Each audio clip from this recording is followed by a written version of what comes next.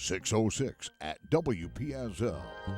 The views expressed on the following program are not necessarily those of WPSL, but it'll make nice people out of you all. Or should I say, we all. Us all. It's time for the African American scene, friends. And of course, your buddy is here from Howard Insurance. Here's your host, Rudy Howard. Good evening, good evening, good evening. Always glad to be with you here on a Wednesday night. We're going to have another open mic night tonight. And if this is the first time you've listened to me, my typical protocol is I list a couple of topics and then we talk about them. And I encourage you to call in and give me your opinion. Now you want opinions on the topics that you bring up. We don't want any fake news, folks. No fake news. There's a lot of fake news going on out there. Yeah, that's the new word. Yep, that's a new word. Just write that down. You'll hear it again, I'm sure. Okay, topic number 1. Donald Trump is a wimp and a coward. And I'm prepared to back that up. Topic number 2, the president's speech. Anybody who saw that last night, my God, that man is so classy. It just boggles my mind. Topic number 3. I was able to get a copy of the State of Port St. Lucie speech that Mayor Orvik gave, and I thought it was quite good.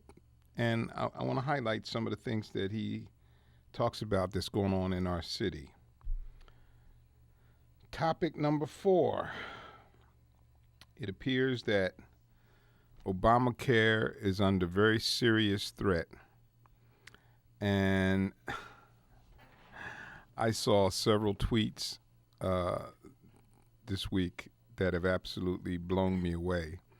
And one of them was a gentleman, and this was not just one, I think it was like 3 or 4 of them, said, I'm on the ACA on USHealthcare.gov, so I'm not on Obamacare, so I'm not worried. Duh. You are on Obamacare if you're on the ACA.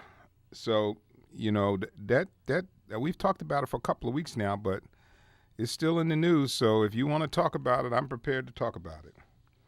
And then the last topic of the evening. Should Dylan Roof die? They convicted him of death. Should he die? I don't know. What do you think? Doesn't he look like an innocent kid in a way, but then knowing what he did, though.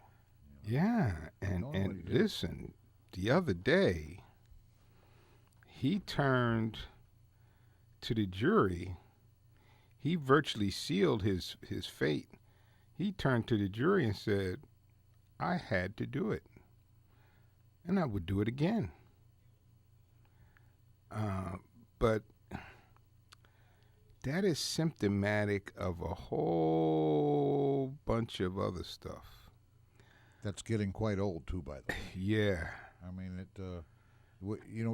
when you see historical things change, you see everybody that followed along with an old ideology, they all die off until they're no longer around. Now, when you have a young person coming in and doing something like this, it's very disturbing because,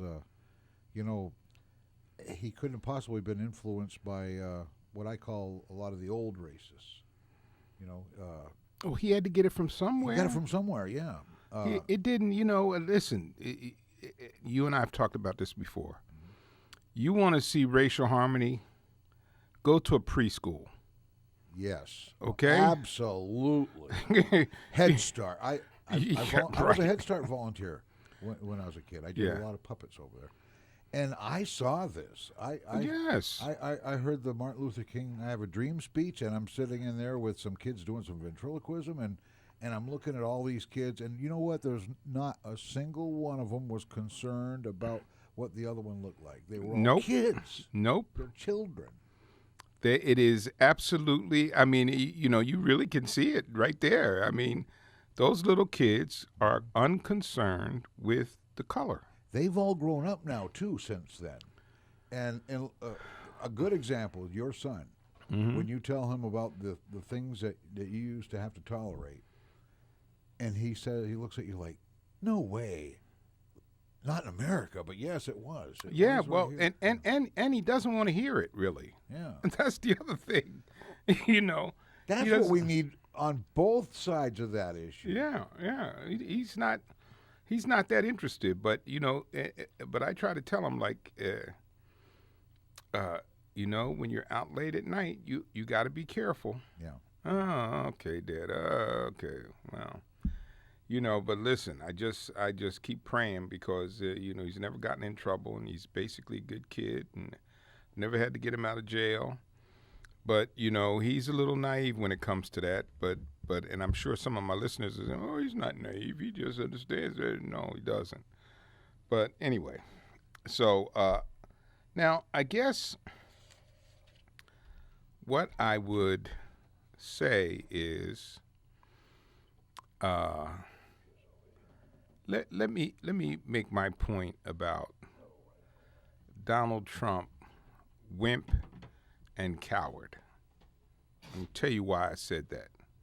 And I'm prepared to back it up, and I'll argue with anybody that wants to call up and tell me that I'm wrong. Okay? When the article came out about him doing something in Russia, he whined like a little baby. He said it was unfair, and he said it was fake news. Okay? I mean, he whined. He's whining now still. How dare they put that out there? Now I'm going to contrast for you. When he was saying that President Obama was not born here, and he was from Kenya, and that Newt said that he was secretly from a tribe that hated America, you never heard him say a word. He never said a word. He just kept going forward, doing what he was supposed to do. And here's little whiny baby Trump. He faces his first hurdle, and he whines like a little baby, like my son whined when you took his toy away when he was 3 years old. And now, here's the next thing I'm going to say. Why I call him a coward? And I'm going to tell you why I call him a coward. He would not allow anybody who criticized him to ask a question in the press conference today. Have you ever seen President Obama do that? No, you haven't. He's trying to avoid anybody who criticized him from asking him potentially tough questions by calling him fake and unfair. And this is the tough guy you wanted in the White House. I got news for you. My opinion, he's a big wimp and a coward. And we got Steve on line one. Yes, Steve.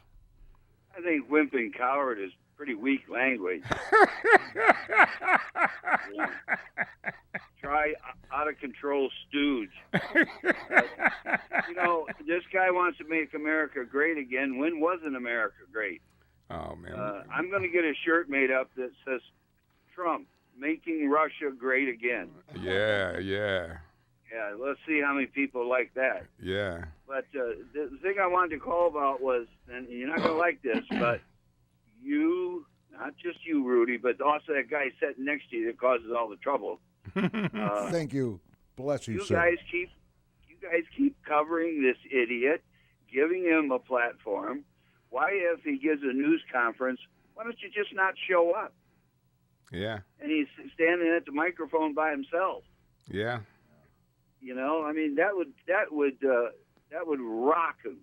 They wouldn't know how to handle that. Yeah. But you guys keep, every time he says something, you put it on the air, you play it up, you give him free publicity.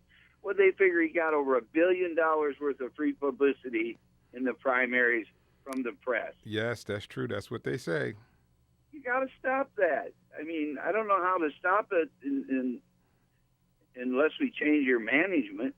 Well, listen, but other thing to it, Steve, you got to call him out you can't let him Nobody called continue. him out. Well, you can't continue to let him say stuff that's untrue. Or like today. Today, when I saw him, the CNN reporter, and of course, CNN's one of the respected news organizations, and he would not allow him to ask a question because he feels they disrespected him. And I thought At that point, I would, if I was in the press, I would have had every member of the press get up and walk out. That would have been very effective. Yes, he was standing there looking like a fool. Yeah. But as long as you guys cater to him and cover every insult, he insults you. He insult me like that, he'd be eating soft food for a long time. And I don't care who he is, but he insults you. He calls you everything in the book, and you guys print it. You put it on 6 o'clock news. Yeah. Put a dog food commercial in there. Yeah. And just ignore him. And I'm going to tell you something. You do that 2 or 3 times, and he will change so quick because he thrives on turmoil. He thrives on dissension. Yeah. And you guys feed that dissension. I think you're right. I think that would be an outstanding tactic, that if he denies a member of the media the right to ask him a question, they should all get up and walk out. Boy, that would get his attention. You're not kidding. That would be very powerful. If you went to a movie theater expecting to see Bugs Bunny and Debbie Does Dallas comes on, you're going to get up and walk out. Or at least forget about Bugs Bunny. Yeah, right. Well, send your kids out. Right, exactly. The point is that it's going to create such a negative reaction, they're not going to do that again. Yeah. But if you stay there and watch that, they're going to go, well, people love this.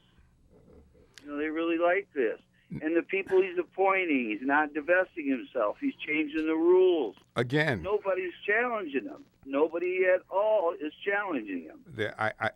Listen, I am so frustrated with that because I don't know why they're allowing him. Just like they allowed him, he's going to ascend to the presidency without ever divulging his taxes. Yeah, that's ridiculous. And we won't know how close his ties is with communist Russia. Right. Without him, and that's why he's not exposing him.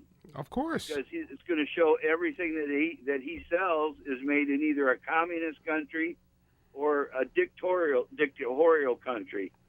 There's nothing made in America that he sells.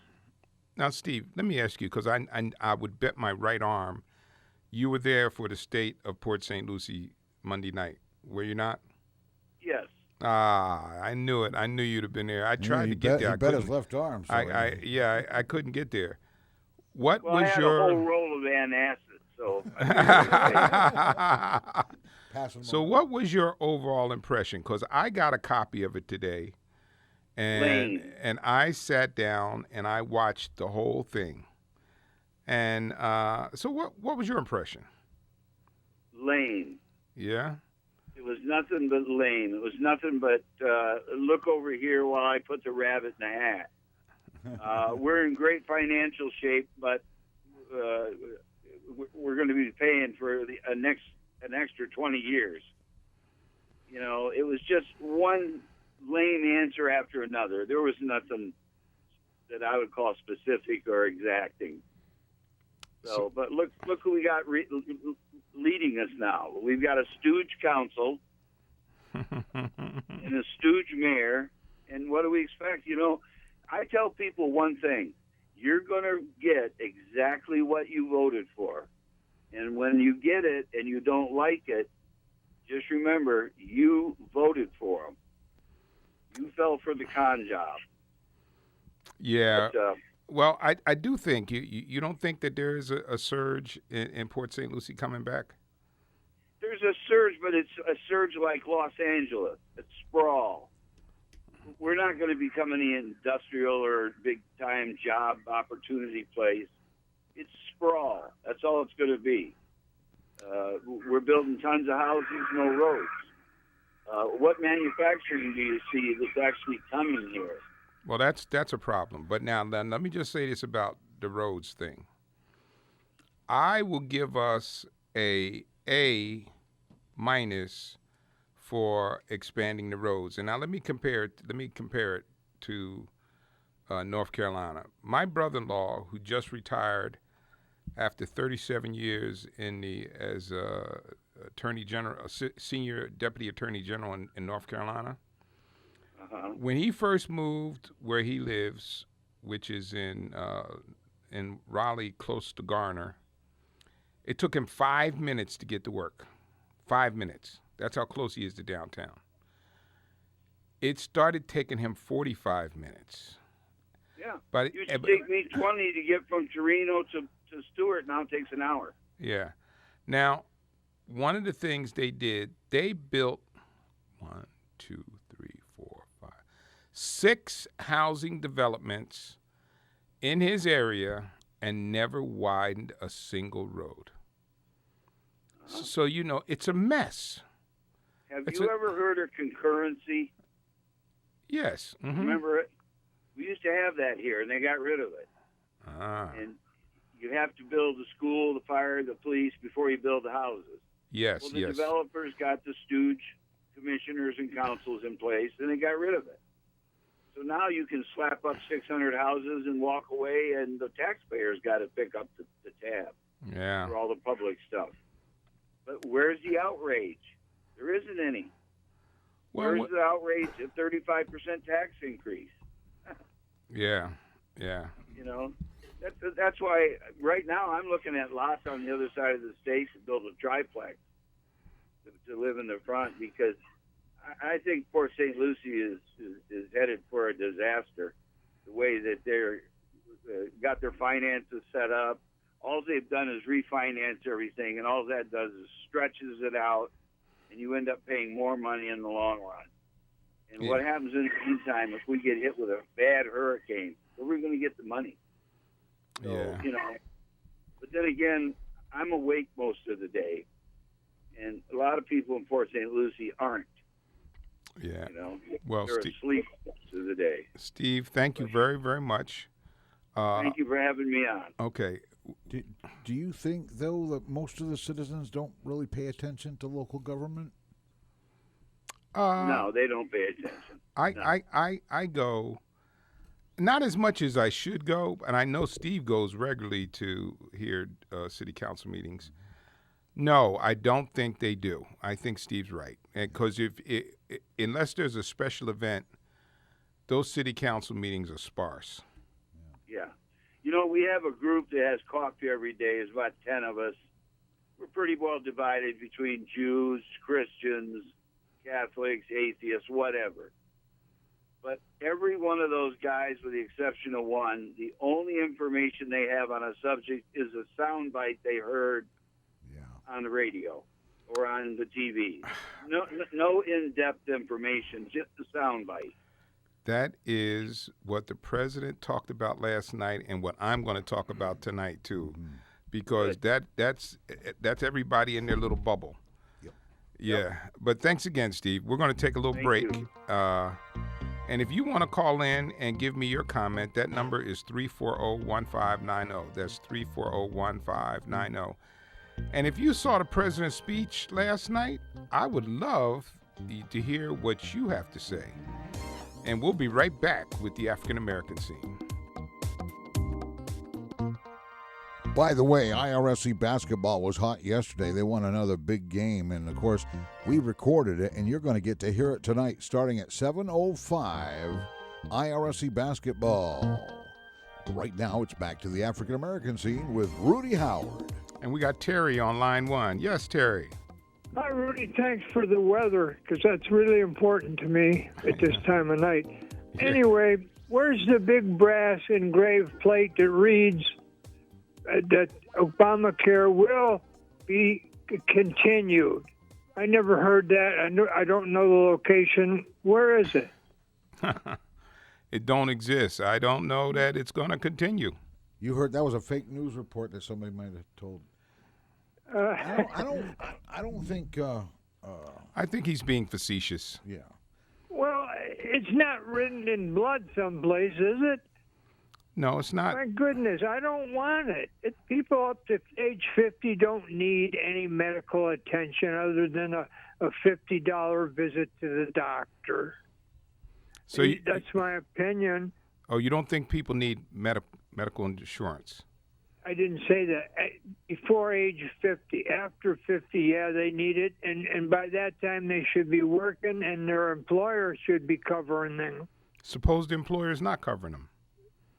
Then they get sick and check into the hospital and run up a big bill and never pay it. Oh. It goes on since the day one. So who do you think's paying for that?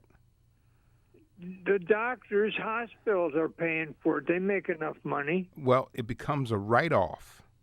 So Well, guess yeah. who? Okay, so guess who pays for it? We pay for it. If they're reducing their taxes by the amount of unpaid medical bills, guess who? Well, wait. When the taxes come into this, there's no taxes at hospitals. If the hospital is allowed to reduce their tax liability that they'd otherwise be obligated to pay because of unpaid medical bills, it reduces their tax liability. And if it reduces their tax liability, and their tax liability is what helps support the community and the county, then the shortfall in revenue that would otherwise be paid comes to guess who? You're telling me the city of Port St. Lucie gives money to the hospital some way or other? No, you're not following me. No. Okay. You're losing me, Rudy. Okay, This all sounds like you got the masters in business, do you?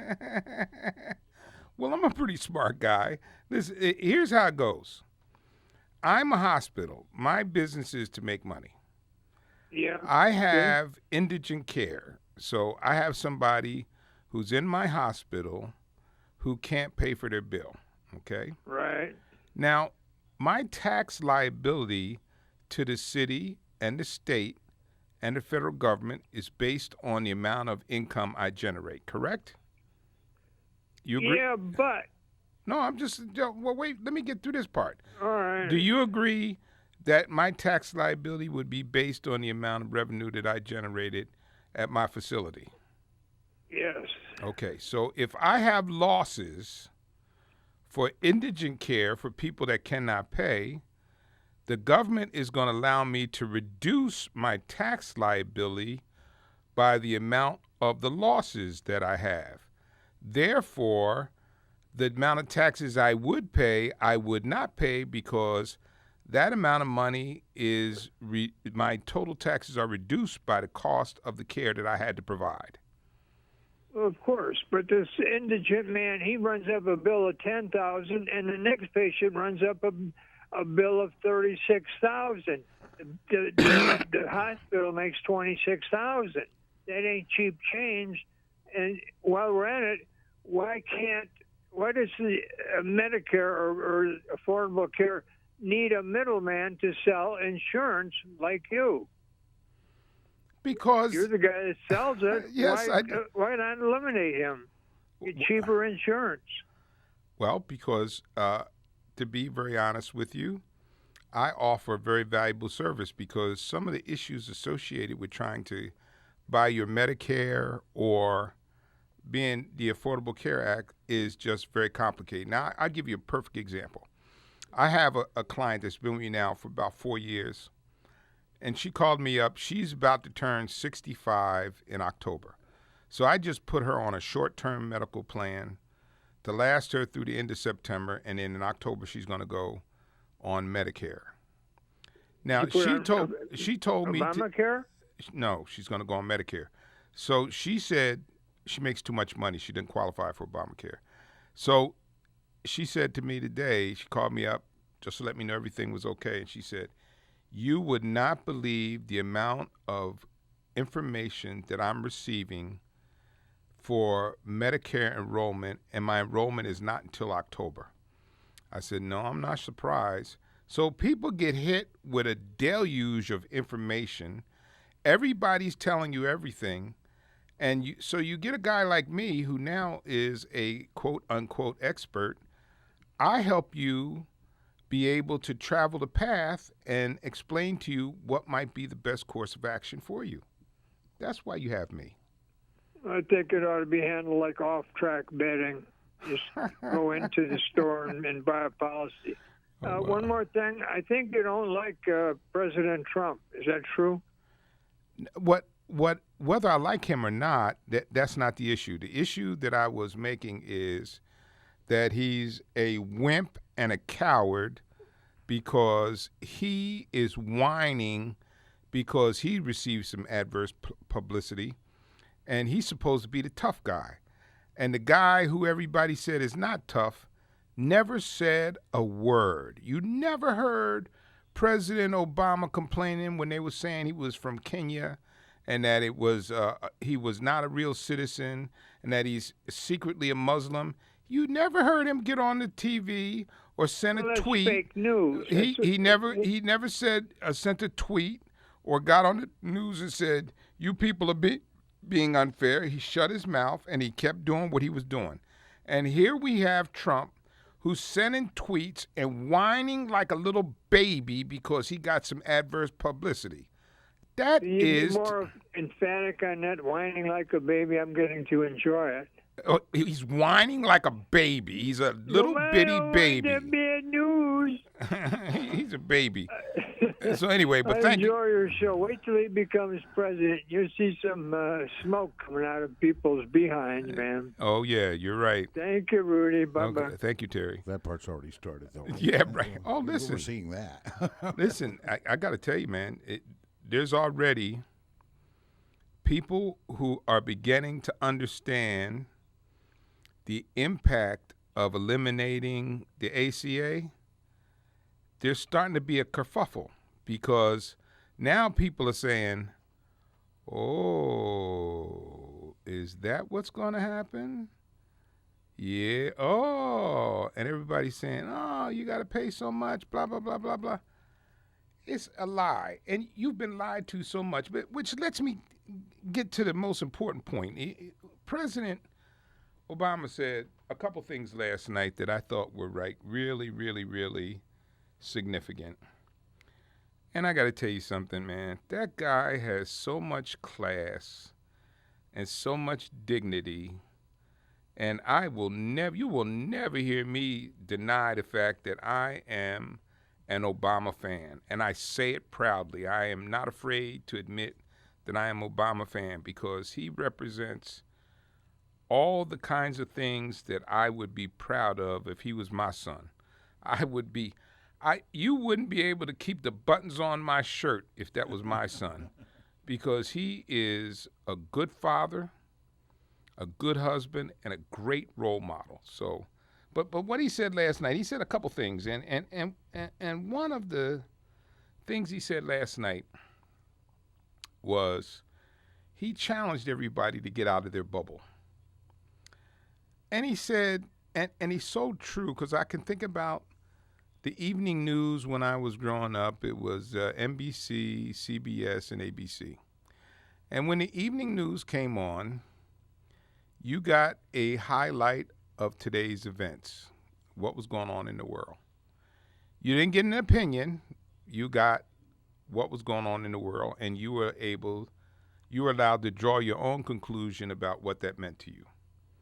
Today, what we have is people that can tune into stations and TV channels that only say the things that they want to hear.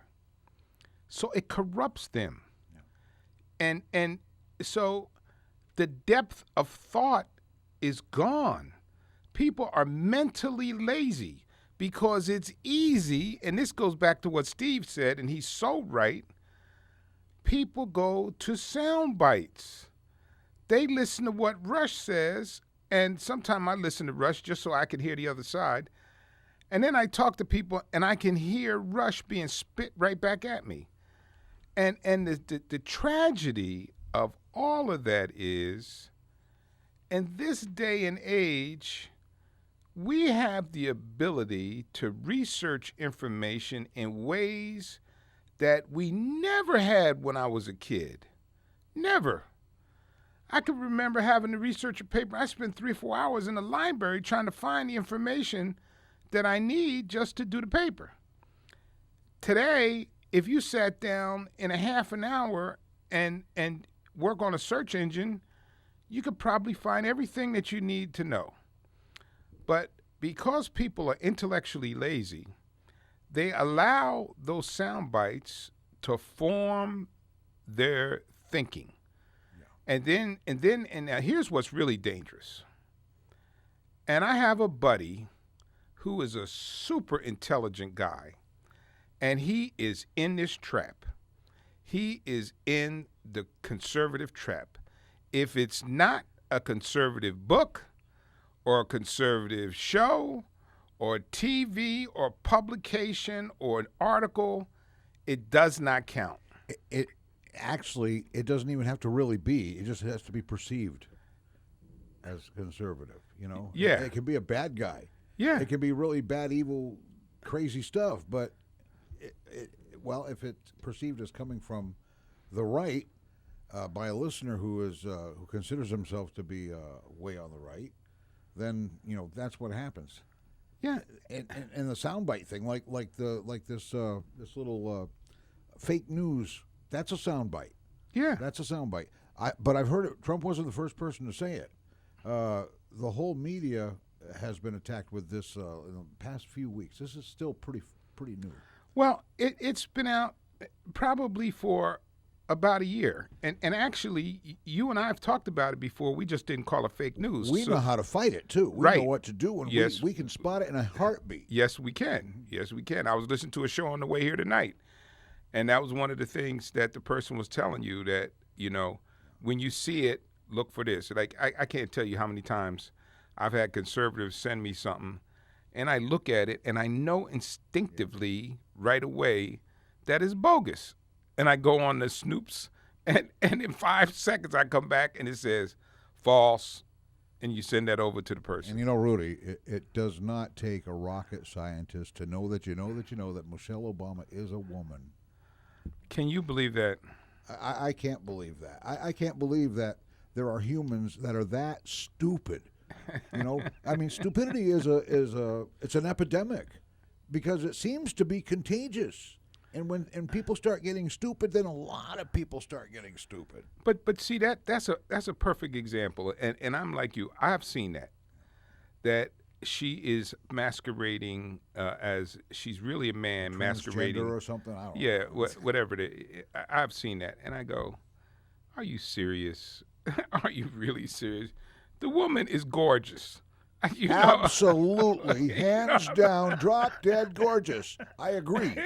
So, I mean, what are you talking about? I mean, what are you talking about? She's got class. But anyway, so he challenges us, and the other thing he challenged us with, and I hope all of you will take this seriously. He said we all have to take time to try to understand the other person's point of view. Okay? I think that's what I try to do for you here each week. I know one of my callers, my female Terry that calls, I kind of lost my temper one day, and she called me up and said, "I'm very disappointed in you because I listened to you to get an opposing point of view." So, and I shrank down to about the size of a penny, and I thought to myself, I don't want her to be disappointed, because the whole point here is to try to give people another perspective, something to compare it to. And I will just tell you that I'm not just talking the talk, I walk the walk. I listen to all kinds of media. I listen to Rush Limbaugh. I watch Morning Joe almost every morning, and the reason why I watch Morning Joe is Joe is a small government conservative And I disagree with him frequently on a lot of things, but he's fair and he's balanced. So I can get a conservative point of view that is not jacked up on steroids. And doesn't hold a gun to your head saying you better believe this. Right. And I've heard him criticize when criticism is necessary. Like he refused. This is when he won my respect when he would not play the Obama is not born here game. He said it's stupid and it's ignorant and I'm not going to play that game. You know, and he's a conservative, but he said I'm not playing that game. So I'm not telling you anything I don't do myself. The only person I occasionally listen to the No Spin Zone, and about 6 or 7 years ago, I used to listen to him quite a bit, but then he just kept getting more and more and more conservative. Not Mr. O'Reilly. Yes, Mr. O'Reilly. The only person I cannot take is Hannity. I can't take Hannity. Hannity makes me want to barf. You know what? Listening to Hannity, and I noticed this years ago, is that just one time, just listen to the tone of his voice. Don't pay any attention to what he's saying. Just listen to the tone. It speaks all for itself. Yeah, the tone. I know. I can't tolerate Hannity, but I mean, other than that, I try to listen to other people to help me form some of my own thinking, because I happen to believe what makes us great is when you have ideas from the right and ideas from the left, and they can be synthesized into a solution.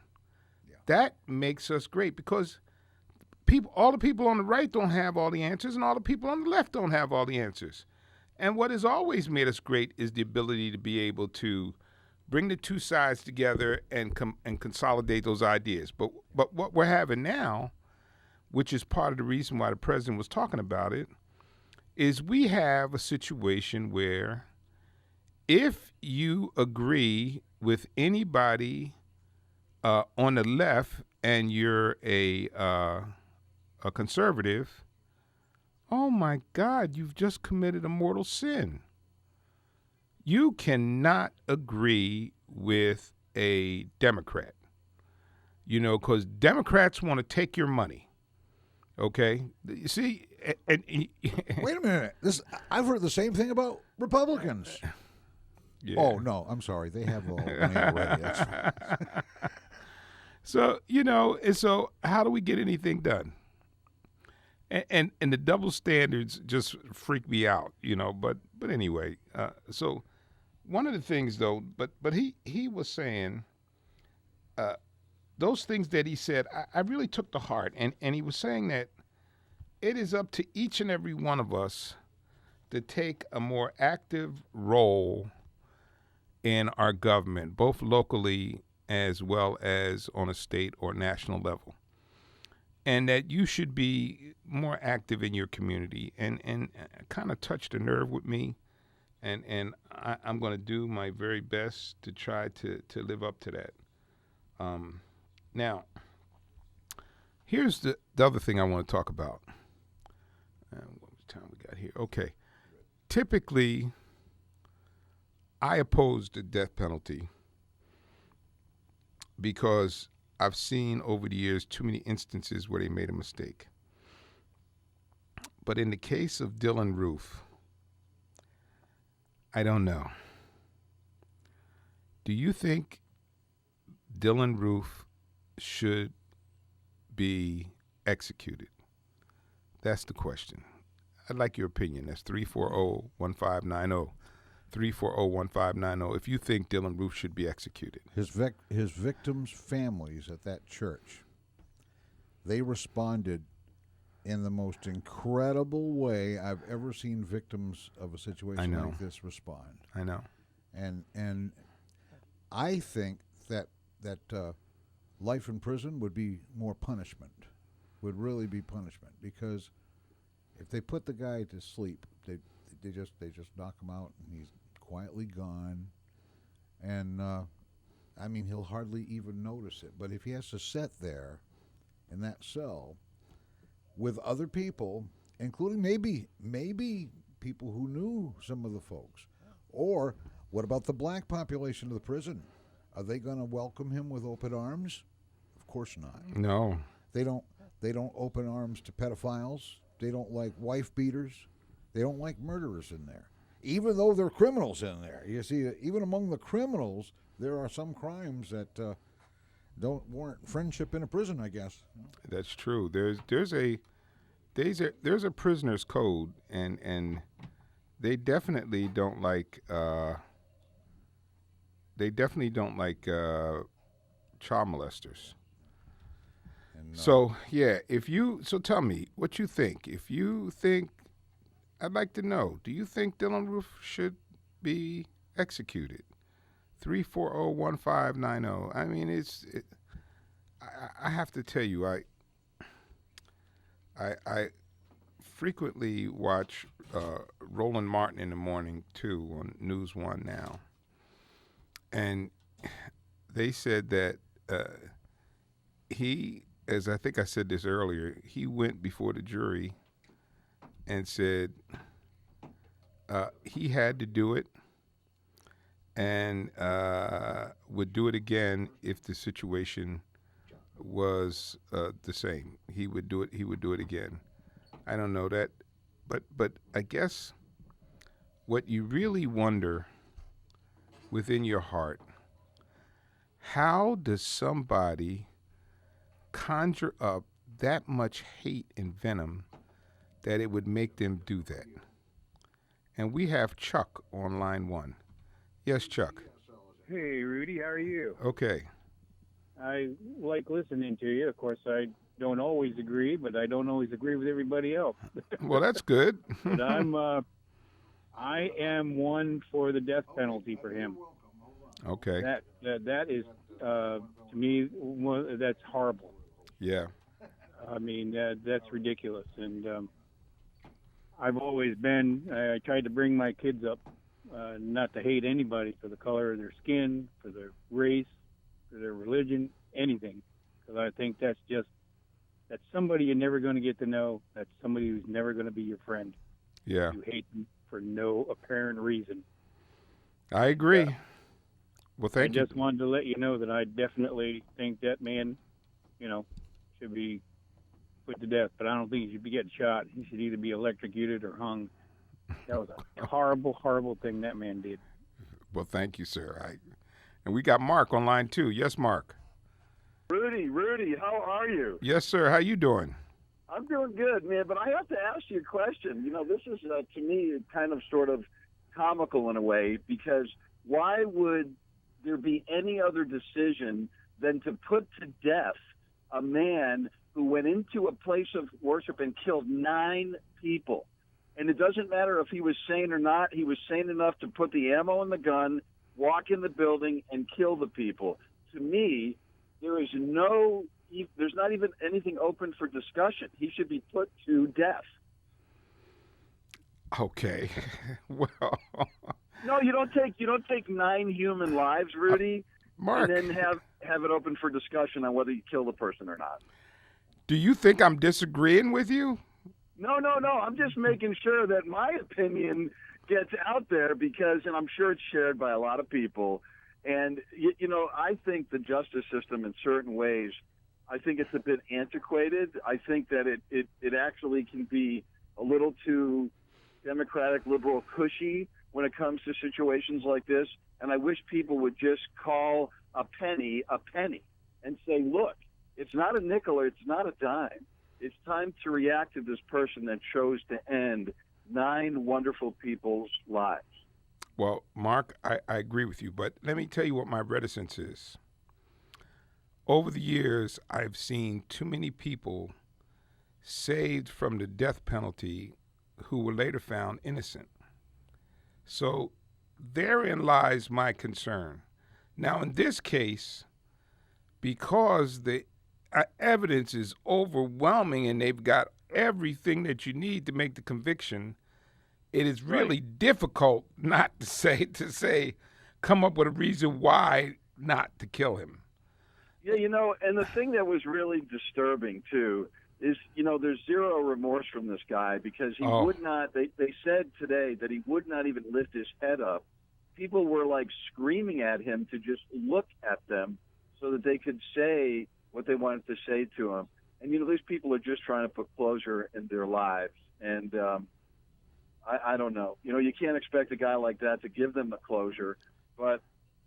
But you know what? But Mark, you know what bothers me though? What's that? And maybe you can help. How do you get that much hate in yourself that you feel it's okay to do that? I mean that it's really inconceivable. No, I don't care how hard I think trying to understand, and what I really pride myself in is trying to understand another person's point of view. But I really can't understand how you could hate somebody like that so much that it would make you go out and kill them for no reason. Oh, you know what, Rudy? The answer is very, very simple. I actually have personal experience with this, and I can tell you that it's not that he hated the people, he hated himself. He couldn't live with himself because he just was not the. There's people, they're lost. They can't find out who they are. They feel like they don't belong. And it gets to a point where it just goes from being an irritable situation for them to being hopeless. And the only way that they can express themselves and to feel that they hate themselves inside. So I think the best way for them to do that is to maybe express that. In this case, this guy went and killed other people, but he really hated himself. That's an interesting perspective. Think about this. Think about something or someone that's backed into a corner. He probably felt he was at a point in his life where he couldn't succeed in normal society. He couldn't get through a job interview. He couldn't get along with people around him.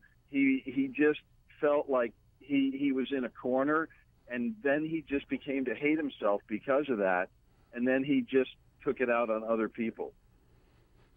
Okay, that's certainly within the realm of reason for sure. That's just a thought. It's just one man's opinion. Oh yeah, a good opinion too. I mean, it's anything that has some reasonable logic to it. I mean, you got to say, okay, all right, makes some sense. But speaking of which, I just want to say that Steve, I wonder what it is that's got everybody so obsessed about being a gun owner. Oh, Jesus, stop. No, that's why he called Tom Sullivan's show the other day. I know. I was just going to let him refresh that to the public because he had a good call. That was a good call Friday. Look, I hope everyone that's listening out there, yes, he used a firearm to do this with, but firearms are used they're meant to be used for the greater good, for target shooting, for enjoyment. They used to put food on the table for people. Now we just go to Publix to get that for the most part, but or another supermarket. But folks, I will just close and say that I think gun ownership is great as long as it's safe and responsible and they're in the hands of the right people. That's all. Okay, wow. That's fair. Wow. And I want to thank you guys for letting me call in tonight and give my opinion. Rudy, I didn't think about that until you brought it up, but what gives the person the reason. And I think that, it just popped into my mind, but it just felt like this has to be somebody that just hated himself so much that there was just nothing else he could do. Okay. Well, thank you very much, Mark. I hadn't talked to you in a while. I know it, man, but I listen to you. You know how they say long-time listener, first-time caller? Yeah. But this is the long-time listener, second-time caller. Thank you guys so much. Have a great evening. Mark, you've got to come to the studio with us one of these nights. All right. I would love to. Rudy, you guys invite me, I'll be there. Okay. All right, Mark. All right. Thank you, sir. Take care, guys. All right. When we need a panel of discussion, the firearms stuff. He's actually he has a gun shop in Port St. Lucie, and it's Wednesday night. But you notice his concealed firearms permit course is either finished for the day or they're waiting for him to finish on the phone. But he's a sponsor of Swap Shop. Okay. But he made such a great call Friday on Tom Sullivan's show. Yeah. And it was in response to what I had said. I had merely parroted what one of Tom Sullivan's listeners asked that got Mark on the ball and on the phone that night. Wow. Well, I'm not. I'm certainly not anti-gun. That's for sure. But I'm anti-gun for me. I'm not anti-gun for you or others. I'm anti-gun for me. I just don't want to be the one to have to defend myself with one if I had to, because I think, I think all life, matters. All human life, and I would not, even in the event of having to protect myself, I don't think I would want to take a life, even if I had to. But it's personal. It's me. It's not. I don't make a stand and think everybody should think like me, because they really shouldn't, because I get myself in a lot of trouble the way I think. There are no reins on my thinking. Well, I listen, I don't think there's anything wrong with what you're thinking is. For a long time, I felt similar, but the circumstances of today made me change my mind. So, I just feel it is totally proper for me to be able to defend myself. And so do I. That's just a cool thing. We sometimes people already agree on something and they find themselves arguing over it and saying the same thing. You know what I'm saying? Yeah. Wow. Well, folks, I'd like to thank you so much for tuning into the African American scene. I always enjoy being with you here on Wednesday night. And I hope I was able to give you some more insight into various topics going on in the world today.